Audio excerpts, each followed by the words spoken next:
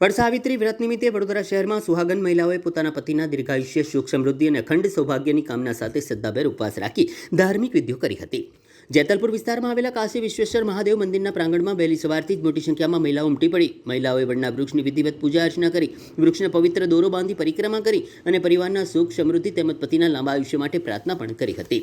હિન્દુ પરંપરા અનુસાર વડસાવિત્રી વ્રતનું વિશેષ ધાર્મિક મહત્વ છે। આ દિવસે સુહાગન મહિલાઓ માતા સાવિત્રીના આદર્શ જીવનને યાદ કરીને વડના વૃક્ષની પૂજા કરે છે અને પોતાના પતિના આરોગ્ય, આયુષ્ય તથા અખંડ સૌભાગ્યની કામના સાથે વ્રતનું પાલન કરે છે। મંદિર પરિસરમાં ભક્તિમય વાતાવરણ વચ્ચે મહિલાઓએ શ્રદ્ધા અને આસ્થા સાથે વ્રતની તમામ ધાર્મિક વિધિઓ પૂર્ણ કરી હતી।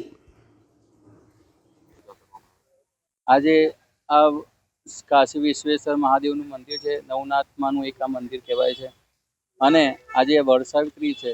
આજે વડસાવિત્રીનું વ્રત કરવાથી સ્ત્રીઓ અખંડ સૌભાગ્યની પ્રાપ્તિ માટે, એમના પરિવારના નિરોગી આયુષ્ય આરોગ્યતા માટે આ પૂજન કરતા હોય છે।